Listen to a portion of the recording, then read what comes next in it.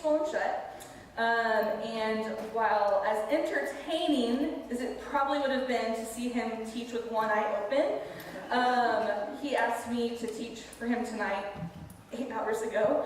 And I said, sure. And I am terrified because it is the Word of God, and therefore it is to be revered. But I'm also excited because it's the Word of God, and I get to share it with y'all tonight. For those of you who don't know, my name is Sarah. I am Chad's wife. I'm more than just that. I started, most of the time that's kind of all I feel like, but I actually started coming to Underground when I was 19 years old. That was like 8 years ago. So, that ages me, I don't care.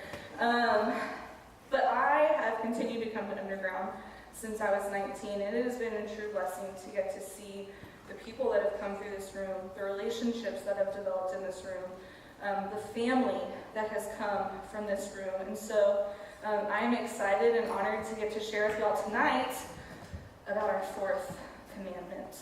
So, before we jump in, let's recap really fast. Last week, Chad talked about the first 3 commandments. Number 1, you shall have no other gods before me. Number 2, you shall not make yourself any carved images. Number 3, you shall not take the Lord your God's name in vain. Raise your hand if you went home and threw away the mug that said, all I need is Jesus and a good cup of coffee. I did. If y'all weren't here last week, you need to go back and listen to it because you should feel convicted. Might have the t-shirt too, I don't know. Today we are in Exodus 20, verse 8, which is our 4th commandment, and it says, remember the Sabbath day by keeping it holy. Okay, so what do we do with that? First question, what's the Sabbath? Some people will tell you that it's Saturday. Some people will tell you that it's Sunday. And then you have America who takes 2 days off. So, technically, according to the Old Testament, the 7th day of the week is Saturday. Saturday is the day that God rested after creating the world. Now, after Christ rose again on Sunday. So after his resurrection, many people moved to the Sabbath day being the day of resurrection. This is not something that we should get bogged down on. Your salvation is not determined by whether you celebrate the Sabbath on Saturday or Sunday. In America, we used to be a very religious country, and there was a debate on whether we should follow the Jewish calendar or the Christian calendar, and so we have 2 days off. So that you can choose, unless you work in retail or the grocery store or quick service restaurants or fast service restaurants or whatever, that's another story. But we have both those days off because we just couldn't choose which one we were going to follow. Again, this is not something that is salvation determining. But it is good that we know why each day is considered a Sabbath. Why each day could be celebrated as a Sabbath for those 2 different reasons. The other part we need to focus on, it says, remember the Sabbath. Do we still remember the Sabbath here in America? What does that mean? First of all, Isaiah 58 says that the Sabbath is to be a delight and not a burden. So the feeling of like, oh, I have to wake up early and go to church in the morning, not really the whole vibe we're going for the Sabbath day. The Sabbath is meant to be remembered, therefore there should be no pressure to keep it. It should be something that we long to do. Now, why would we long to do it? Why would we long to have a Sabbath? Well, because we love God. Or if you love God, then you should desire to have a Sabbath. without raising your hand, who has been on a date? Don't raise your hand, it's okay. Some of you may not have, so I don't want to call you out or anything. It's been a long time for me, just kidding. Because you're married, you don't date, you just kind of have fun all the time. So, why do you go on dates? You go on a date to get to know somebody. To have undistracted time to get to know this other person. Throughout those dates, you might fall in love with this person. And if you love that person, would you not want to spend more devoted time with this person? Undistracted, getting to know each other better. That is what the Sabbath is. We remember it because we desire to spend time with God. Undistracted, learning more about Him. So it's not a burden. Do you get asked out on a date by the love of your life and be like, oh gosh, it's time to get ready. Wonder what we're going to do today. No, if that is the case, break up. That's not how it's supposed to be. No, you're like, oh my gosh, I'm going to start getting ready now. Hope my hair looks good. For guys, it's I'm going to throw on a clean shirt. Then you're ready to go. But you're excited about it. We're excited about it. Also, God has told us, remember the Sabbath, because He knows that as human beings we get tired and we need rest. So we still need to remember the Sabbath so that we have time to pause and take a break from everything. Finally, Jesus practiced the Sabbath His entire ministry. And if we are called to be like Christ, then we should follow His example. If it was important enough for Jesus to do it, probably important enough for us to remember to do as well. Third question. How do we keep it holy? First of all, we have to understand what holy means. Holy means set apart. This day should be different than your other days. Whatever day you celebrate the Sabbath should not be just any other day of the week doing the same old thing that you've done for the last 6 days. You can watch movies. You can listen to music. You can do activities. But what music are you listening to? What movies are you watching? What activities are you partaking in?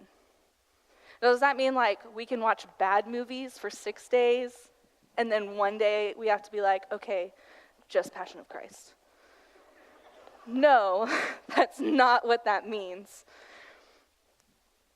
Because we love the Lord, we desire to be like Him. And so every day we should strive to be like Him.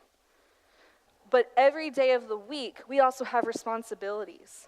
We have responsibilities of going to work, to provide for ourselves, possibly to help provide for family. And so we don't have a choice sometimes of the situations that are surrounding us. Our coworkers may have very foul language, and we might have to be exposed to that throughout the entire day. We might be surrounded by drama and gossip. We might have to be in situations that we wouldn't necessarily choose, but we have to be in them because we live in a broken world. This Sabbath day, we get to choose to do something different, which means we get to choose what we take in and what we give out, more so than we really get to do on the other days.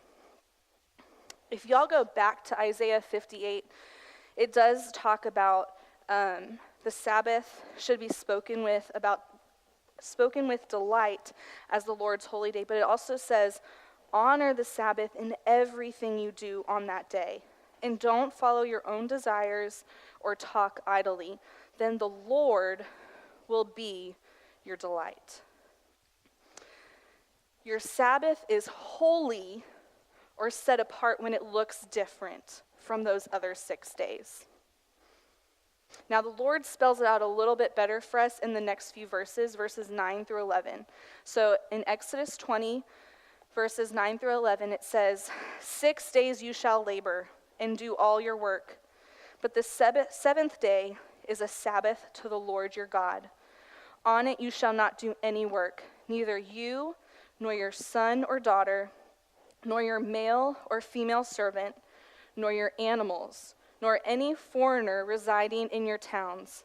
For in 6 days the Lord made the heavens and the earth, the sea, and all that is in them. But he rested on the seventh day. Therefore the Lord blessed the Sabbath day and made it holy. Okay, so what do? We can't do what we normally do, so what is our rest supposed to look like? What is how is it set apart? How is it made holy? Well, if you work in an office, sitting at a desk, working on a computer, crunching numbers, sending emails, don't do that. Go, use your hands. Be physical. Do something that is different than what you do the rest of the week. Maybe your job is hard labor. And so you are working with your hands, and you are on your feet all day, and you are going. Well, then maybe that means stopping and using your mind, reading a good book, doing like mind games. There's like apps for that and stuff. But doing something that is mental versus physical labor. Now, just because you work with your hands does not mean that your rest is not doing a really intense workout. And those are both physical, and that's fine. But it's a different kind of work. It's a different kind of activity that you are doing. Rest does not mean be lazy, okay? So 10 hours of Netflix and chill is not the Sabbath, okay? That is not rest. Taking a 10-hour nap, while probably I couldn't do it, but some people do, that is not necessarily what the Sabbath is meant for. What we need to do is ask ourselves, what is relaxing and glorifying to God? Not just how can I shut off my mind, but the key to the Sabbath is not merely to rest, but rather to turn our attention to God in our rest. Not just step away, but step towards Him. I came across an author while doing this research for today in my 8 hours. Her name's Lauren Winner, and she grew up Jewish and then became Christian later in life. And so she talks about the two Sabbaths, the Jewish Sabbath in comparison to the Christian Sabbath. So she said that when she was practicing the Jewish beliefs and practicing the Jewish Sabbath, she started her Sabbath with a relaxing dinner Friday night, because they have to start at sundown on Friday, followed by a day of worship, rest, and celebration. She did not think or do schoolwork. Sounds good to me. She did not spend any money. She did not ride in a car or watch TV. She said when she became a Christian, her Sundays looked very different, or her Sabbath looked very different. Church in the morning, but then she would just go to the mall and shop with her friends and family and kind of, just do whatever she wanted. And she made the comment, the day never seemed quite as holy. Now remember, holy is not she spent the entire day on her knees praying. Holy means set apart. Her Sabbath didn't feel any different than the rest of the week, other than that she went to church in the morning. That was the only thing. And that's not what Sabbath is. So she said that there are 2 commandments from the Jewish Sabbath rules that she used to help her define what her Sabbath was going to look like. And I think they're great tools for us as Christians to really help sculpture what our Sabbath should look like. 2 things that we can say, okay, are we doing this with our Sabbath to make sure that we're doing it right. Again, it doesn't matter if it's Saturday or Sunday. It doesn't really matter what day of the week it is. The first is do not work. Okay? God modeled this for us in creation. He did not stop functioning. He stopped doing creation. He didn't get down from his throne. He was still God. He was still in control. But he wasn't, Netflixing all day. He did something different. A perfect example of what that looks like for us. For Lauren, she decided not to shop because that's something that she did all the time. She did not grade papers. She's a teacher. And she didn't pick up her phone as much as she could. She detached. She separated. And she did not plan out her coming week. Now, you list makers out there, make your list the day before, okay? Because it might be relaxing for you to make that list, but you're going to start it, and then you're going to be working. So do it the day before, or space out time to do it the day after. Because this day is to be a delight, not a burden. At the same time, she was not bogged down by the rules that she had set for herself. When her mother-in-law became sick, she didn't say, well, I'm not supposed to shop. No, she went to the store, she bought her medicine, and she took it to her. Because it is good to do good for other people on the Sabbath. The Pharisees tried to trap Jesus multiple times by getting him to work on the Sabbath. If you look at Matthew 12, verses 11 through 12, he said, if you had a sheep that fell into a well on the Sabbath, wouldn't you work to pull it out? Of course you would. And how much more valuable is a person than a sheep? Yes, the law permits a person to do good on the Sabbath. So again, Sabbath is not a burden. It is not a rule that we must follow that is going to trap somebody in doing the wrong thing. It is not meant to weigh us down. It is an opportunity for us to reorientate ourselves closer to God and away from the busyness, to celebrate a love in a relationship, not to be bogged down. Now, the second thing that she used to help her is they are commanded to be joyful. So, joyful and happy are two different things, okay? I have a chart, and I'm going to read it to you because it's really good. Happiness is an emotion in which one experiences feelings ranging from content and satisfaction to bliss and intense pleasure. Joy is a stronger, less common feeling than happiness. Witnessing or achieving selflessness to the point of personal sacrifice frequently triggers this emotion, feeling spiritually connected to God or to people. Difference, okay? Big difference.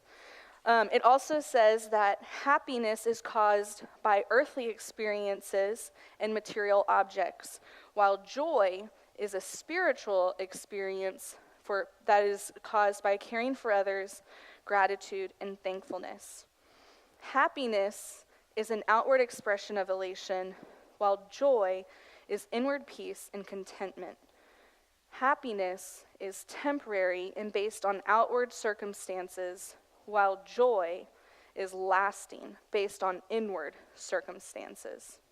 So, your Sabbath should be filled with things that make you joyful.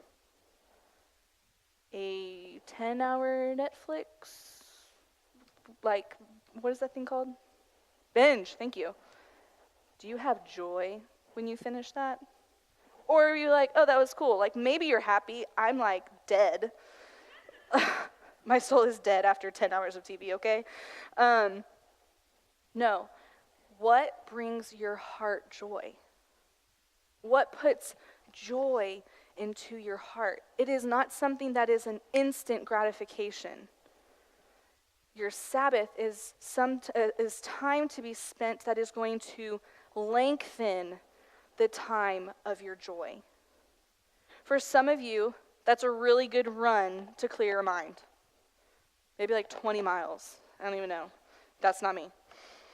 Maybe it's filling your mind with a story or knowledge from a good book. Maybe it's building something with your own two hands. Maybe it's crafting, being creative, going to Hobby Lobby, buying the stuff, and then creating something. For me, it's being outside. I just love to be outside. I know I'm not a woodsy girl, okay? But today, while I was preparing, I went to Panera, I worked for a little bit, and then I just walked. And it was quiet, and I was in creation. And I loved that. And that brought joy and peace to my heart. It brings me joy to watch Chad play with Kyla, to spend time and see them have time together. Going to the pool and seeing Kyla jump off the edge for the first time. It's silly, but that brings joy to my heart. And so my Sabbath would be spent doing things with my family, teaching my daughter things, and just being in creation.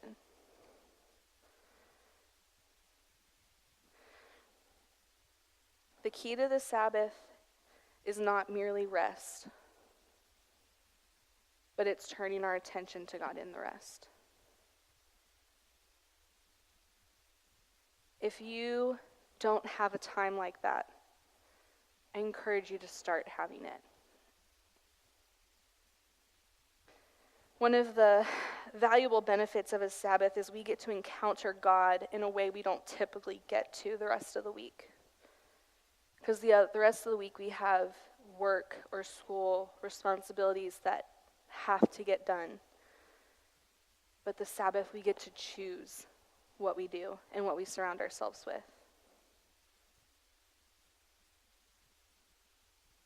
Colossians 2, verses 16 through 17 say, "So don't let anyone condemn you for what you eat or drink, or for not celebrating certain holidays or new moon ceremonies or Sabbaths. These rules are only shadows of the reality yet to come, and Christ himself is that reality." Christ is what we've been waiting for. Christ is what defines salvation. Not what day you practice, not how you practice it. We practice the Sabbath because we love God.